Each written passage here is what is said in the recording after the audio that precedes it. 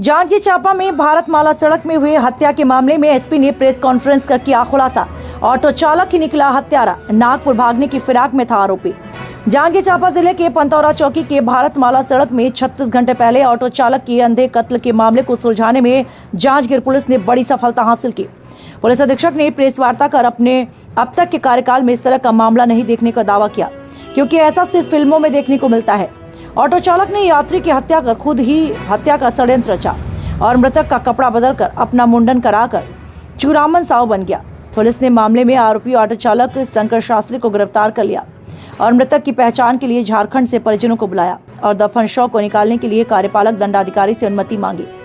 जांजगीर चांपा जिले के पंतौरा चौकी के भारतमाला सड़क में 25 से 26 दिसंबर के दरमियानी रात पलटी हुई ऑटो और उसके ड्राइविंग सीट पर बैठे व्यक्ति का सिर कुचला हुआ लाश मिला।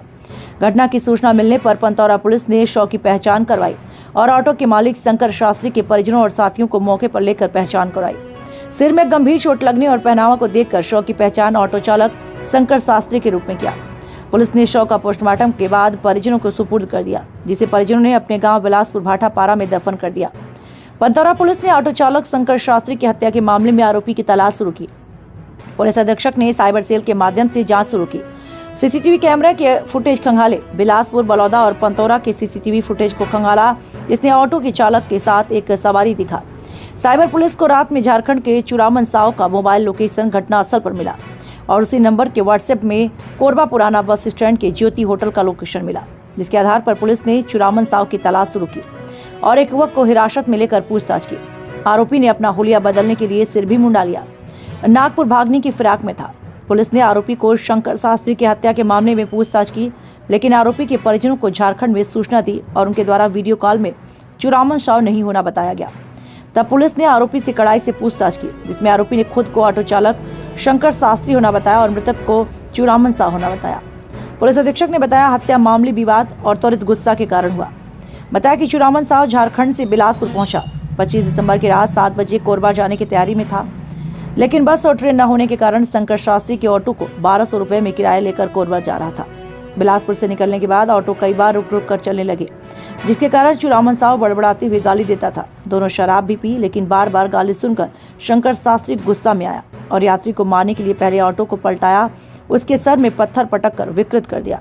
इतना ही नहीं, आरोपी मृतक के कपड़े को खुद पहन लिया और अपना कपड़ा, आधार कार्ड और मोबाइल मृतक के पास छोड़ दिया, जिसके कारण पुलिस से नहीं उसके परिजन भी धोखा खा गए और शंकर शास्त्री के शव को समझकर दफन कर दिया।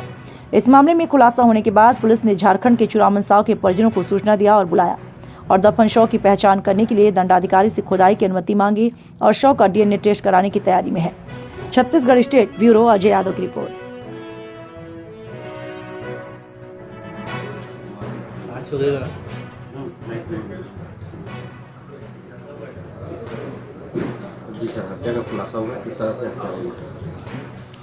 ये घटना बलौदा क्षेत्र में, पंतौरा क्षेत्र में हुई थी, जिसमें ऑटो चालक एक सवारी को जो झारखंड का था उसे कोरबा जाना था, रात्रि में लगभग 7:30 बजे बिलासपुर स्टेशन से लिया था और वो कोरबा ले जा रहा था। इसी दौरान ऑटो 2-3 बार रुका उसका और उस बात को लेकर सवारी और जो ऑटो चालक था उसमें झड़प हुई थी और सवारी शराब पिया हुआ था और बार बार गाली गलौज कर रहा था। तो अंततः परेशान होकर ऑटो चालक ने ऑटो जहाँ पे रुका था वहाँ पे उसको पैर से खींचा और खींचने के बाद उसको उसके सिर में और चेहरे पे पत्थर से वार किया। उससे चेहरा डिफेस हो गया था और बाद में उसने अपना कपड़ा मृतक को पहना दिया, मृतक का कपड़ा अपने खुद पहन लिया और उसके पास जो मोबाइल था वो अपने पास रख लिया, अपना मोबाइल उसके जेब में डाल दिया।